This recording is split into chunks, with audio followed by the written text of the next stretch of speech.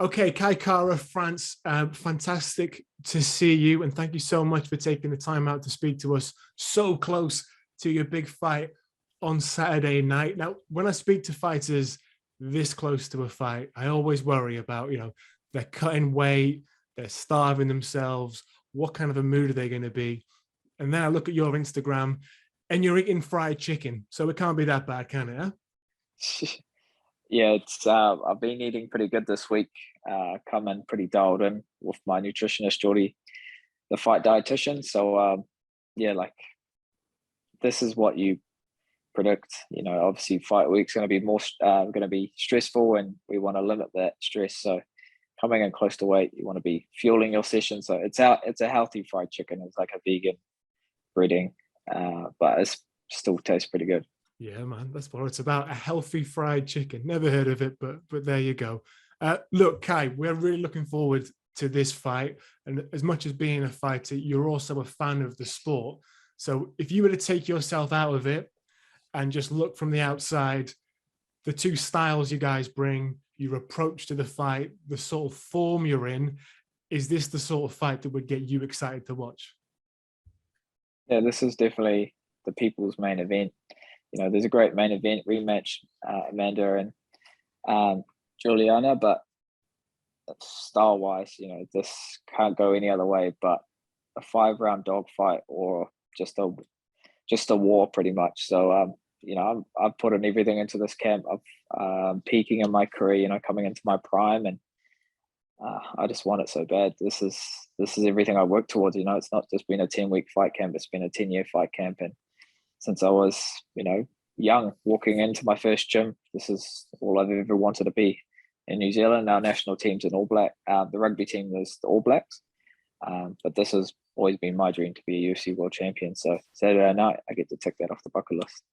You talk about the possibility of this being a 5 round war. You're you seem such a nice guy, Kai. And you seem so well mannered and so relaxed. At what point do you flick that switch where you're fully prepared to go to what could be, some quite dark places for that sort of fight? This is what my camp's been.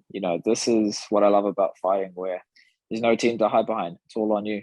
And where I'm at in my career, I definitely tap into my heritage, being Māori, being channeling that warrior spirit, and it's just in my blood to fight.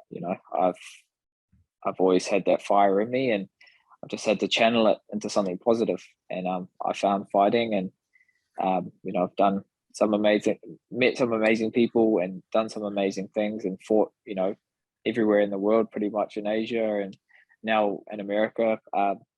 So yeah, I've just taken on a lot of experience. I'm only 29, but I've had over 35 professional fights, and being an ultimate fighter, being, fighting the best guys in the world. I'm just, definitely hitting my prime now. So, it doesn't get much bigger than fighting a former champion in Vegas in a packed arena, and not having my head coach there, but still going out there and pretty much passing it with flying colors, finishing Cody Garbrandt in 1 round, just gave me confidence. And then the next fight, beating a guy that's never lost before, out wrestling him, stuffing 12 out of the 14 takedown attempts. And then, I put myself in this position. I earned this, and I'm here because of hard work, and I just keep turning up. So when things weren't working out, I didn't count myself out. I said, no, let's just keep working, and we'll get there eventually. So it's fight week now, a few days left, and then we get to go, tick this off the list and become a world champion and bring our third world title back to City Kickboxing. What is life like at City Kickboxing at the moment? What's the sort of the atmosphere like in there? Because you've got the two champs, but you've also got other guys who are doing really well and hitting fine bit of form as well. How does that affect you when you're preparing for this fight to be around that sort of environment? Yeah, there's definitely something special happening at our gym, and there's just inspired is what is probably the key word. Everyone's inspired, not just by our, the two guys that are world champions, but everyone that are just working hard just to be better, and just having the right attitude. There's no ego. It's just about pushing each other and just wanting the best, and just having high standards. And that's the championship mindset. That's what I changed in my head, in my game. I stopped chasing the title and started believing I'm the world champ now. So that's just about asking more for yourself in 24 hours in the day. You know, what are you actually doing? What are you doing inside training and outside of training? Are you maximizing your recovery? What are you fueling your body? You know, all these different things, they add up. And that's why I am where I am, because I've always held myself accountable. And that's in the home, you know, being the best father, being the best husband, and in the gym, being the best athlete, and just putting my best foot forward. So at the gym at the moment, you know, it doesn't matter if you're the world champ or you're a beginner. If you're late, and you got 100 push-ups, and that just keeps everyone on the same playing field. There's no special treatment. There's no, there's no yes men. There's no hype men. It's just hard work, and that just keeps everyone, keeps the team regulated. You know, no one's trying to outperform anyone. Everyone's just here to get better, and definitely, in the right place at the best gym in the world. If I was to take the two champions, Izzy and Alex, can you think of specific things that you've learned from them or picked up from them, which is really kind of rubbed off on maybe a technical thing you do, or maybe just a mindset thing? So if we start with Izzy, kind of what do you think you've taken from Israel? With Izzy, you know, no one really can use his blueprint of how to be a fighter if you were to use his, because he's unique. He's gifted in so many ways. Obviously physically, you know, the way he's built. He used to be a dancer, so he's always had rhythm, and in fighting, it's all about rhythm. And that self-belief, he's always had it. Even before he was in the UFC, he knew he was going to be a UFC champion. So that's something that I've always admired, and something that's rubbed off on me is you just got to believe you're the world champ, and whatever's happening, don't doubt it, and you'll find a way. And he's winning fights and making other guys, the top level guys, look like amateurs. And when you're the champ, you just need to do what do your job, and at the end of the day, people just remember that you won. So if you're the challenger, you got to go out there and take it to the guy, and you're the one that has to take the fight to him. So you know, Izzy's always been one of those perfectionists where he just does everything.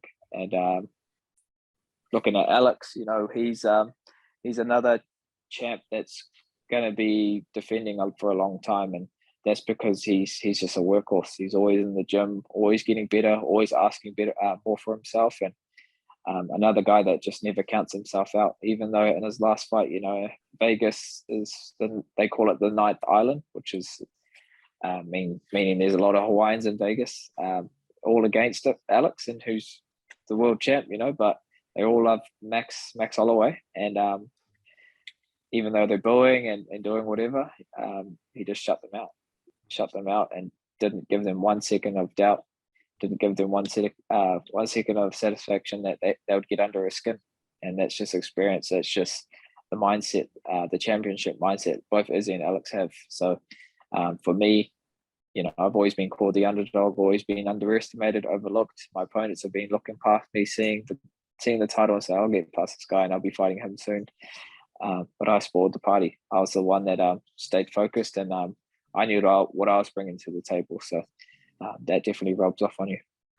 Just want to switch things up slightly, because there's been a lot of talk around the main event, Amanda Nunes, and how becoming a mother, people speculating that has this taken anything away from her? Has she lost the killer edge because of this?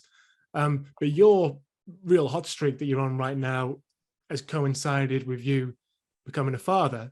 So I'm just wondering, has that added something to your approach perhaps to fighting? How has it changed you, if it has changed you at all, in the way you approach fighting? Yeah, exactly. This has changed everything. My mindset, my priorities, my outlook on life. high purpose. You know, I'm here to put food on the table and set my family up for the rest of their lives so that they don't have to struggle, and just gives you more purpose. And I want to leave a legacy that even though you can take a loss and have speed bumps, you just keep turning up, and eventually you'll get to the top and get to where you want to be. So my son will be looking at this, you know, when he's a bit older. He's only a year and a half now, but when he's older, and he'll be saying, my dad was a world champion and look what he did, you know. So that definitely fuels my fire. And yeah, definitely I feel that support and love from back home, even though I'm going to be in hostile territory in Texas where everyone's going to be going for Brandon. But I expect that. I welcome it. I love feeding off the energy, good or bad. I thrive in that. When there's more pressure, more eyes on you, more expectations, that's when I'm at my best. But I know Alex gets in today, and Izzy flies in this week as well. So I'll have a few teammates here, you know, alongside the support. My family's flying in as well. So yeah, we're in a good place. Yeah, you're going to be coming strong. You said earlier that, you know, you can't hide behind your team when it comes to a fight, but I tell you what, if you could hide behind a team, you'd have a pretty good one to go at. Is it nice that in the chaos of the UFC and trying to book fights and trying to work out what's next in your career, is it good going into this fight knowing you win this, you become the interim champion, and then the only next fight for you has got to be unify against Figgy? Is it quite nice to know that your path is set should you win? Yeah, like he could have been here. It could have been me and Figueroa, but he got injured and had all the excuses to not turn up. But he'll be there cage side, so you can sit back and enjoy the show, and let me and Brandon settle this. Even though Figgy's saying this is a plastic cardboard belt, means nothing. Still a world title, and you're not here. We're the ones putting the flyweights on show, and we're the ones that are going to be, you know, putting us on the map. And yeah, he can just sit on the sidelines, and I'm not really focused on what he's doing or what he wants to do. You know, all I'm focused on is Brandon, and yeah, I'm just dialed in. It's a rematch I've been wanting for a while, someone that's been on my radar, and yeah, it's just perfect alignment. Like the guy that fought Brandon back in 2019 isn't the same guy that is fighting him now. You know, we're both leveled up in so many different ways, but it's just going to be a matter of who wants it more. And he wants everything that I want, and that's to be a world champion. So I've just got to go out there and take it from him. I think that's a really good way of summing up this fight. You've both leveled up, and you're both trying to take what the other one wants. Just before we let you go, I know you've got other media commitments today. I want to ask you about a young flyweight who's making a lot of waves in the UK, Mokaev. Do you know much about Mo? Has he made his way onto your radar yet? Yeah, I know about him. I think he's got a relationship with some of my teammates that train in Thailand, Frank and George. I know they've crossed paths before. So yeah, I know about him. He's called me out on Twitter asking for a fight. Didn't really take notice because, you know, I'm about to fight for the title. I'm here to fight the best, and you know, he's doing well. You know, he's a great prospect in this flyweight division, bringing more eyes.